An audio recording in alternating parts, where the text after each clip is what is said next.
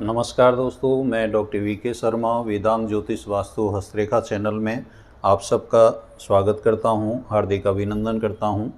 दोस्तों, आज आपके सामने बहुत ही महत्वपूर्ण जानकारी लेकर के मैं उपस्थित हूं और ये जानकारी है डिप्रेशन को लेकर के कि आज के परिप्रेक्ष्य में जो है लगभग हर व्यक्ति, हर प्राणी जो है इस चीज़ से ग्रसित रहता है। कभी न कभी जो है समय जब का उलट-फेर होता है तो वो निश्चित रूप से जो है तनावग्रस्त होता है, अवसाद में चला जाता है।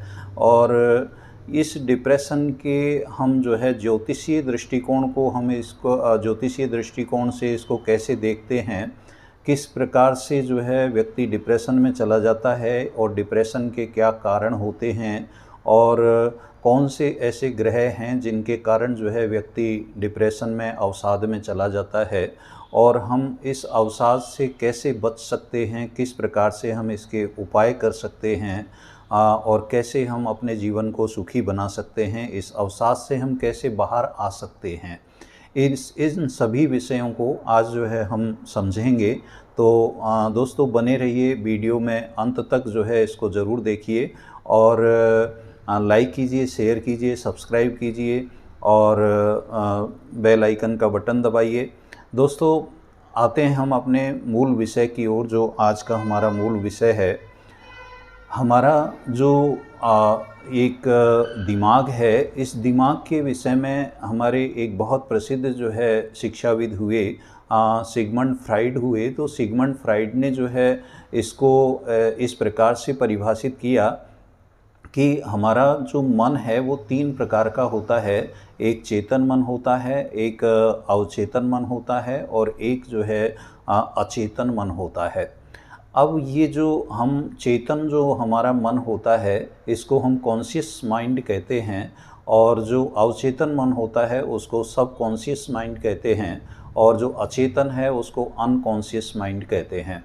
तो सिगमंड फ्राइड जो हैं वो तो उसको यहाँ तक जो है कह कर के और जो है निवृत्त होते हैं कि एक उदाहरण जो है उन्होंने दिया कि एक सा जो है पानी के उसमें समुद्र में या तालाब में जो है एक बहुत बड़ा जो है एक बर्फ़ का टुकड़ा है और वो बर्फ़ का टुकड़ा जो है वो ऊपर थोड़ा सा निकला हुआ है और वो तैर रहा है। तो जो ऊपर उसका हिस्सा जो निकला हुआ है वो 10% है, यानी उसको उन्होंने जो है चेतन जो है माइंड कहा, उसको जो है कॉन्शियस माइंड उसको कहा। और उसके नीचे जो हिस्सा है वो 90% जो डूबा हुआ है उसको जो है अवचेतन और अचेतन की संज्ञा उसको दी गई।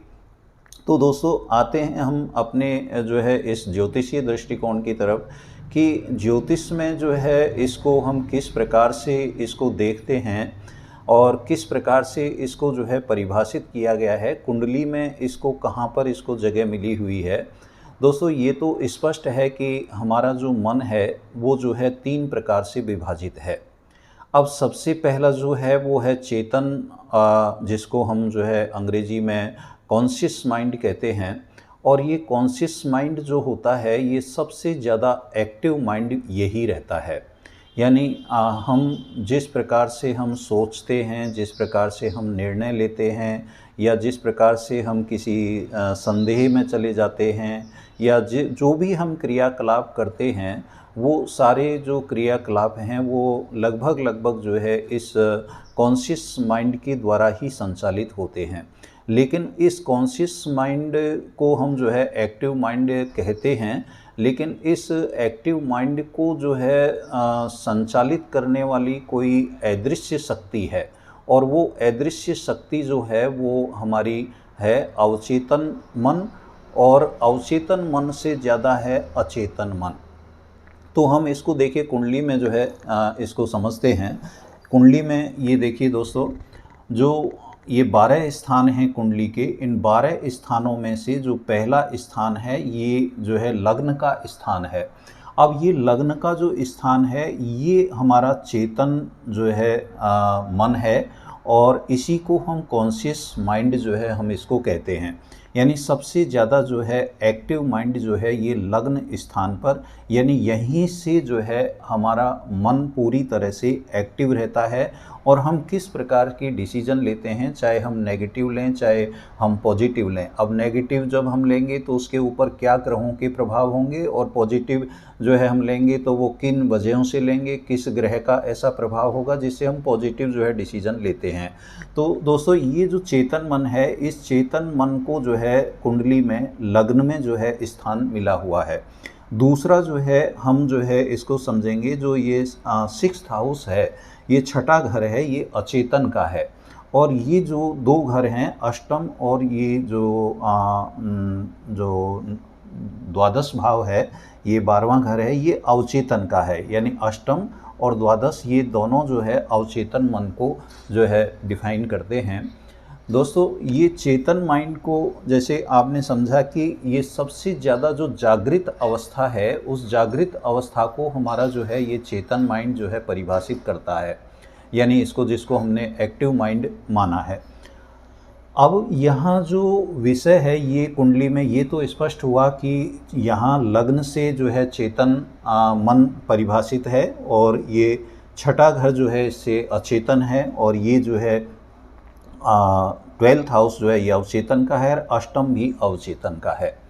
अब हमें ये समझना है कि ये जो चेतन है ये किस प्रकार से जो है काम करता है, यानी हम कोई भी काम करेंगे उस काम को जो है एक्टिव होकर के और चेतन मन ही करता है। जैसे मैं आपको जो है एग्जाम्पल दूँ कि आप पानी पीना चाहते हैं, ठीक है पानी पी लीजिए, आप जो है पानी वो जो है पी सकते हैं क्योंकि आप एक्टिव माइंड में हैं। आप किसी भी व्यक्ति से जो है फ़ोन पर बात कर रहे हैं और फ़ोन पर बात करते करते अचानक से जैसे कोई आपका अविश्वसनीय व्यक्ति आपको आता हुआ दिख गया, तो आप तुरंत से जो है फ़ोन पर कहेंगे ठीक है ठीक है ठीक है, और आप फ़ोन एकदम से कट कर देंगे। क्यों कर देंगे? क्योंकि ये आपका एक्टिव माइंड है, और एक्टिव माइंड जो है तुरंत प्रभाव से जो हो निर्णय ले लेता है और वो जो है वो फाइनल डिसीजन पर पहुंच जाता है। लेकिन कई बार ऐसा होता है कि हमारी जो इच्छाएं हैं, उन इच्छाओं की पूर्ति जब नहीं हो पाती है तो उन इच्छाओं को हमको जो है दबाना पड़ता है। और जब उन इच्छाओं को दबाना पड़ता है तो जैसे मान लो किसी व्यक्ति को जो है कोई किसी तरह की कोई जो है तलब हो रही है, उसके पास संपूर्ण प्रकार के साधन हैं, लेकिन उस तलब की पूर्ति वो उस परिस्थिति में नहीं कर सकता है, तो वो इच्छा उसकी दब जाती है। और वो दब करके वो इच्छा कहाँ चली जाती है? वो चली जाती है अवचेतन मन में। अब अवचेतन मन में जब वो इच्छाएं चली जाती हैं, ऐसी बहुत सारी इच्छाएं होती हैं जो अवचेतन मन में चली जाती हैं। अवचेतन मन में जाकर के, और ये सबसे ज़्यादा जो जिसको हम कहते हैं पावरफुल कहते हैं, वो ये अवचेतन मन है। सबसे ज़्यादा पावरफुल ये अवचेतन मन होता है, क्योंकि ये चेतन मन तो हमारा केवल और केवल जो है 10% ही काम करता है। बाकी तो जो है ये अदृश्य जो शक्ति हैं, हमारा जितना भी व्यवहार है, हमारा जितने भी विचार हमारे हैं, उन सब के पीछे जो अदृश्य शक्ति है, वो अदृश्य शक्ति इस अवचेतन मन की और अचेतन मन की है। यानी यही जो है इस चेतन मन को जो है यहाँ से संचालित करते हैं। यानी दिखने में तो ऐसा लगता है कि एक्टिव माइंड ही काम कर रहा है, लेकिन इसके पीछे छिपी हुई जो शक्ति है वो है अवचेतन मन और ये अचेतन मन। अब कोई भी इच्छा जब आपकी हुई, उस इच्छा को आपने दबा दिया, तो वो दबने के बाद में वो इच्छा कहाँ चली जाएगी? 12th हाउस में और अष्टम में। और इसके बाद कुछ समय पश्चात जो है वो इच्छाएं कहाँ चली जाती हैं? अचेतन मन। यानी ये अचेतन मन, इसको एक तरीके का आप इसको स्टोर रूम मानिए, आप इसको एक तरीके का हम ये कह सकते हैं कि कबाड़ खाना भी कह सकते हैं, एक तरीके का इसको जो है हम भंडार गृह भी हम कह सकते हैं। यानी जो भी हमारे दिमाग में जो चीज़ें आती हैं, जो भी मन में आती हैं, वो कुछ समय के लिए वो चीज़ें जो है एक्टिव माइंड में रहती हैं और बाद में जो है इस अचेतन मन में जाकर के और लास्ट में जो है अचेतन मन में जाकर के और स्टोर हो जाती हैं। अब ये स्टोर हो जाती हैं, हम उनको भूल जाते हैं, हमें ऐसा लगता है कि जैसे ऐसा कुछ हुआ ही नहीं। लेकिन यही जो चीज़ें हैं ये यहाँ ऊबड़-खाबड़पन चलता रहता है। यानी यहाँ एक उबाल चलता रहता है, एक यहाँ पर जो है आपस में क्रिया चलती रहती है विचारों की, इच्छाओं की, और ये विचार और इच्छाएँ ही जो है कभी न कभी जो है हमारे स्वप्न के रूप में और निकल कर के आती हैं। और अब यहाँ पर क्या होता है कि ग्रहों का जो प्रभाव है, ग्रहों में सबसे ज़्यादा जिसको मन का जो कारक कहा गया है वो है चंद्रमा।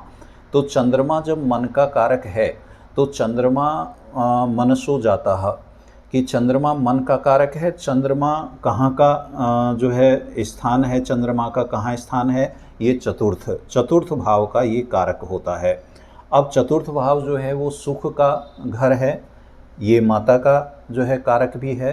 तो हमें कुंडली में जब भी आप कोई किसी प्रकार की डिप्रेशन में जा रहे हैं, तो डिप्रेशन में जाने पर जो है आप सबसे पहले अपनी चंद्र की स्थिति को देखेंगे कि चंद्रमा कहीं आपका पीड़ित तो नहीं है, क्योंकि ये चतुर्थ भाव का कारक जो है चंद्रमा है। तो चंद्रमा जो है सबसे ज़्यादा, जैसे चेतन मन जैसे सबसे ज़्यादा एक्टिव है, उसी प्रकार से चंद्रमा भी ग्रहों में सबसे ज़्यादा गतिशील है। अब गतिशील है, 2.25 दिन में एक राशि को जो है ये पार कर लेता है, 2.25 दिन में एक राशि को पार कर लेता है, पृथ्वी के सबसे नज़दीक भी है। और ये जब क्षीण होता है, ये जब पीड़ित होता है, तो क्षीण कब होता है? क्षीण होता है दोस्तों ये जब अपने कृष्ण पक्ष की जो अष्टमी होती है और अगले शुक्ल पक्ष की पंचमी के बीच में ये क्षीण अवस्था में होता है। और एक ये सूर्य के जब नज़दीक होगा तब भी हम इसको जो है क्षीण अवस्था में मानेंगे, या हम जो है इसको जो है दो पापी ग्रहों के बीच में जब ये आ जाता है तो इसको जो है हम क्षीण कहेंगे। अब स्थिति आप देखिए, चंद्रमा जो है हमको कब प्रभावित करता है? सबसे ज़्यादा चंद्रमा का जो शत्रु है वो है राहु। अब राहु जो है ये किसको प्रेजेंट करता है? आज के परिप्रेक्ष्य में राहु जो है वो सबसे पहले मोबाइल इसका विषय है, टीवी इसका विषय है, कंप्यूटर इसका विषय है, और इलेक्ट्रॉनिक्स आइटम जो हैं वो इसके विषय हैं। अकेलापन इसका विषय है, अंधेरा इसका विषय है, भ्रम इसका विषय है। यानी हम जब भी जो है इन विषयों से ग्रसित होंगे, हम डिप्रेशन में जाएंगे, यानी कहीं न कहीं जो है चंद्रमा जब हमको प्रभावित करेगा, राहु के साथ बैठ कर के प्रभावित करेगा, तो हम कहीं न कहीं इन विषयों को लेकर के अवसाद में चले जाएंगे, डिप्रेशन में चले जाएंगे। हमारी मतलब ऐसी इच्छा होने लगेगी कि जैसे तो जो है हम अकेले में बैठ कर के रोने का मन होने लगेगा, या हम रूम से बाहर ही नहीं निकलेंगे, हम एकदम अकेलेपन में चले जाएंगे, या हम अपने कोई टीवी, इंटरनेट और मोबाइल आदि में इतने खो जाएंगे कि हमें कहीं कोई देश दुनिया का पता ही नहीं रहता है। तो ये इस प्रकार से जो है ये पीड़ित चंद्रमा जो है राहु के साथ बैठ करके और व्यक्ति को प्रभावित करता है, और प्रभावित करके उसको डिप्रेशन में ले जाता है। और जब ये शुभ ग्रह के साथ होता है, अच्छी स्थिति में होता है, तो इसी चेतन मन को जो है ये इतना अच्छा प्रभावित करता है कि जो है आप बहुत अच्छे डिसीजन ले लेते हैं, बहुत अच्छा जो है आप जीवन में उन्नति कर पाते हैं। तो दोस्तों ये जो चंद्रमा है, इस चंद्रमा की जो स्थिति है, ये मैंने आपको समझाई कि ये चंद्रमा जो है जब भी राहु के साथ होगा, तो राहु के साथ होकर के ये पीड़ित होगा, और पीड़ित होकर के ये आपको डिप्रेशन में ले जाएगा। तो आपको तुरंत प्रभाव से जो है जब भी आपकी ऐसी स्थिति हो, आप डिप्रेशन में हों, आप तनाव में हों, आप जो है किसी चिंता में हों, तो आप निश्चित रूप से समझिए कि कहीं न कहीं चंद्रमा के ऊपर कोई इफ़ेक्ट जो है आ रहा है। तो आप जो है किसी योग्य ज्योतिषी से आप दिखा सकते हैं कि ये प्रभाव आपका कब तक जो है कुंडली में रहेगा, क्योंकि जैसे ही तनाव आएगा वैसे ही आप समझ जाइए कि कहीं न कहीं चंद्रमा की या तो महादशा या चंद्रमा की अंतर्दशा, या उसमें राहु का प्रत्यंतर होगा, या राहु का अंतर होगा, या राहु की महादशा में जो है चंद्रमा का अंतर प्रत्यंतर होगा, या राहु चंद्रमा के द्वारा दृष्ट होगा, या युति उसके साथ कर रहा होगा। कोई न कोई किसी न किसी तरह की जो है वजह ज़रूर से इसमें निकलेगी। इसको जो है कोई भी पंडित आपको जो है देख करके बता सकता है, लेकिन आप जो है इसकी जो है जानकारी किसी जो है योग्य ज्योतिषी से जो है आप ले सकते हैं जब भी आप तनाव में हों। तो अब दोस्तों आप इसको समझें कि हमने इस चीज़ को जान लिया कि चेतन दिमाग जो है वो हमारा 10% ही काम करता है, 90% तो अवचेतन और अचेतन काम करता है। इसमें सबसे ज़्यादा जो पावरफुल है वो है अवचेतन। आज दुनिया में जितने भी कामयाब लोग हुए हैं, उन सब कामयाब लोगों के पीछे उनका अवचेतन मन जो है यही है। यानी अवचेतन मन ने ही उनको जो है सफलता के करीब जो है उनको अवचेतन मन लेकर के गया है और उनको सफलता दिलवाई है। अब कुंडली में वैसे जो है आप यदि ज्योतिष के जानकार हैं तो 6, 8, 12 को बहुत बुरा घर जो है बहुत अच्छा नहीं मानते हैं। 6, 8, 12 को जो है इसके बुरे फल जो है दिखाए जाते हैं। लेकिन ये छठा घर जो है, ये छठा घर जो है अचेतन है। अब अचेतन, हमने चेतन को समझ लिया कि जागृत अवस्था होती है। अचेतन क्या होता है? न तो जो है आधा सोया हुआ आधा जगा हुआ, ये स्थिति होती है। जब चेतन माइंड जब तक काम करता है तब तक हम एक्टिव रहते हैं। जब हम सो जाते हैं तो चेतन माइंड हमारा एकदम से शांत हो जाता है और अवचेतन जो है उस समय सक्रिय हो जाता है। अब उसमें आधे आप जगे हुए हैं, आधे आप सोए हुए हैं। ऐसी स्थिति में जो है आपके वो विचारों की अनुभूति जो है चलती रहती है। अब आपको पता नहीं रहता है, ये अचेतन दिमाग में से जो है निकल करके, इस कबाड़ खाने में से वो चीज़ें निकल करके और जो है वो एक मिक्सअप हो करके और वो स्वप्नों का आकार लेते हैं। और वो स्वप्न जो है आपको ऐसे दिखते हैं, वो झूठे होते हैं, है ना, लेकिन आपको सच से कम नहीं लगते हैं। यानी पूरी तरह से एक योजनाबद्ध तरीके से वो आते हैं। तो अब ऐसे अवचेतन उसमें जो है आपके शुभ ग्रह हैं, तो कई बार क्या होता है कि अच्छे स्वप्न भी आपको आ जाते हैं और आपको जो है बहुत सतर्क भी जो है वो कर देते हैं और आप उससे जीवन में उन्नति भी प्राप्त कर लेते हैं। तो ये अचेतन मन जो है, अनकॉन्शियस माइंड जो होता है, ये इसको हम एक तरीके से ध्यान की मुद्रा, आनंद की मुद्रा भी हम इसको कह सकते हैं। तो यहाँ से ये जो अचेतन मन, और इसमें इसको एक तरीके से इसकी निष्क्रियता भी हम कह सकते हैं, लेकिन निष्क्रिय होते हुए भी जो है ये इतना सक्रिय है कि आज ये अदृश्य शक्ति इस चेतन दिमाग को संचालित करती है। तो दोस्तों, ये कुंडली में आप जब भी देखेंगे कि चंद्रमा जब क्षीण होगा या चंद्रमा राहु के साथ कोई युति कर रहा होगा या दृष्ट होगा तो आपको डिप्रेशन में ले जाएगा। एक दूसरा दोस्तों, आप देखेंगे कि चंद्रमा के साथ साथ देखिए बुध जो ग्रह है, ये बुध एक ऐसा ग्रह है कि बुध जो है वो चंद्रमा बुध को मित्र मानता है, लेकिन बुध चंद्रमा को शत्रु मानता है। तो जब भी ऐसी स्थिति इनकी युति बनेगी या दृष्ट होंगे तो बौद्धिक रूप से जो है जब ये चंद्रमा पीड़ित होगा और बुध से पीड़ित होगा तो उस समय जो है व्यक्ति का जो कंप्लीटली जो माइंड है उसको डैमेज कर देगा। एकदम से ऐसा उसको ऐसा लगेगा कि अब दुनिया में कुछ बचा ही नहीं है। तो ऐसी स्थिति ये जो है बना देता है। तो उस समय जो है हमको क्या उपाय करना चाहिए, मैं अभी आपको वीडियो के लास्ट में जो है बताने वाला हूँ।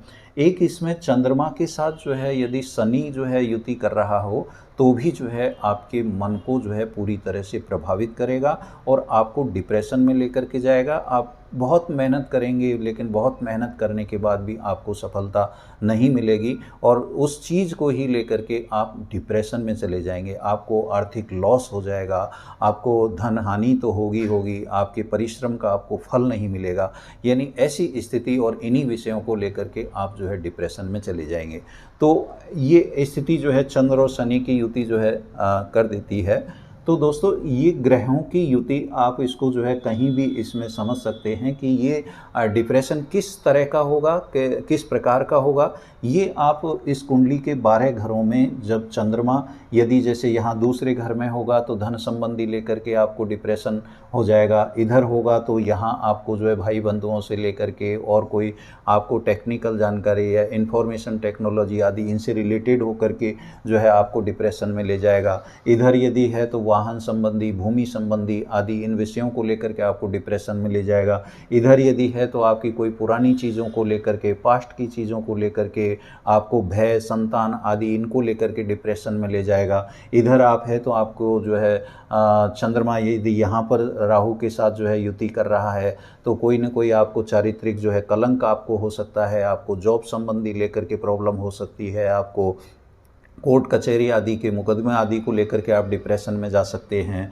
आप किसी भी प्रकार के रोग को लेकर के आप जो है डिप्रेशन में जा सकते हैं। तो ये इस प्रकार से चंद्रमा जहाँ जहाँ राहु और शनि और बुध आदि इनके साथ जब युति दृष्ट आदि होगा तो उन्हीं ग्रहों से संबंधित डिप्रेशन आपको दे देगा। तो ऐसी स्थिति को जो है आप जो है किसी योग्य ज्योतिषी से आप दिखवा करके आप जो है आपको कोई विशेष ऐसे डिप्रेशन में आप हैं तो आप मुझे भी जो है व्हाट्सएप पर अपना डिटेल भेज करके और आप उसकी वजह जान सकते हैं। तो दोस्तों अब हम इसको समझते हैं कि हम डिप्रेशन में तो चले गए, लेकिन अब ऐसी डिप्रेशन की स्थिति में हमें क्या करना चाहिए, किस तरह से हम इसके उपाय कर सकते हैं, कैसे इस डिप्रेशन से हम बाहर निकल सकते हैं, कैसे इससे बच सकते हैं। तो इसका देखिए दोस्तों, सबसे पहला एक उपाय जो है मैं आपको बताऊं कि ये बहुत ही अचूक जो है एक उपाय है कि आपको जो है पूर्णिमा के दिन, पूर्णिमा यानी महीने में आपको एक बार ही ये जो है करना होता है। पूर्णिमा के दिन आप जो है गाय का दूध लें, कच्चा दूध आप लें और शाम के समय जैसे ही चंद्रमा उदित हो तो उदित होते समय आप उस दूध से जो है अर्घ दें। अब देखिए विषय ये आता है कि जो व्यक्ति डिप्रेशन में है वो तो जो है ये काम कई बार नहीं कर पाता है, तो आप दूसरा आपका जो कोई भी परिचित है तो वो व्यक्ति उस डिप्रेशन वाले व्यक्ति के नाम से संकल्प लेगा हाथ में, और जल लेकर के, हाथ में जल लेकर के संकल्प ले कि मैं उस व्यक्ति के लिए जो है ये अर्घ दे रहा हूँ। तो आप जो है आपके लिए वो उपाय फलीभूत होगा और अर्घ आप जो है चंद्रमा को दें। महीने में आपको सिर्फ एक बार ही ये उपाय करना होता है। आप 2 या 3 बार जो है ये उपाय कीजिए, आप डिप्रेशन से निश्चित रूप से जो है बाहर आ जाएंगे, या जिस व्यक्ति के लिए संकल्प लेकर के आप ये काम कर रहे हैं वो व्यक्ति निश्चित रूप से डिप्रेशन से बाहर आ जाएगा। पहला उपाय। दूसरा उपाय दोस्तों मैं आपको ये स्पष्ट कर दूं कि यदि आपको ये पता लग गया है कि ज्योतिषी के माध्यम से आपको ये पता लग गया है कि आपका चंद्रमा क्षीण है, पीड़ित है, पापी ग्रहों के बीच में आ रहा है, या किसी भी प्रकार से जो है चंद्रमा आपको जो है कष्ट दे रहा है, आपका मन पीड़ित है, तनाव में है, तो ऐसी स्थिति में आप जो है 5.25 रत्ती का जो है मोती आप लें, उसको चांदी की अंगूठी में आप उसको जड़वाएं और अनामिका जो उंगली होती है हमारी, ये अनामिका उंगली है, ये अनामिका उंगली में जो है आप उसको जो है धारण करें तो आपको जो है निश्चित रूप से डिप्रेशन से जो है आपको मुक्ति मिलेगी। एक और जो है उपाय दोस्तों जो है बिना खर्चे का है, आप चंद्रमा के मंत्र का भी आप जो है जाप कर सकते हैं। और एक बहुत ही अच्छा जो कारगर उपाय है वो है माता की सेवा, यानी ये चतुर्थ भाव जो है ये माता का कारक कहलाता है, तो आप अपनी माता जी की जो है सेवा करें, निश्चित रूप से जो है आप डिप्रेशन से बाहर आ जाएंगे। तो दोस्तों आज आपके सामने मैंने ये इस विषय को स्पष्ट किया है कि आप किस प्रकार से जो है अवसाद से बाहर आ सकते हैं, डिप्रेशन से बाहर आ सकते हैं। तो आप जो है वीडियो को लाइक करें, शेयर करें और सब्सक्राइब करें और बेल आइकन का बटन दबाएं और आप सब जो है उन्नति प्राप्त करें। और किसी भी प्रकार के डिप्रेशन आदि से यदि आप ग्रसित हैं तो ज़रूर से आप जो है मेरा इसमें व्हाट्सएप नंबर आपको डिस्क्रिप्शन में मिलेगा, उसमें आप अपनी जानकारी जो है भेजें। आपकी जितनी भी आपकी सहायता होगी वो सहायता जो है मैं आपके लिए करने के लिए तत्पर रहूँगा। इसी के साथ जय तु भारतम, जय तु संस्कृतम।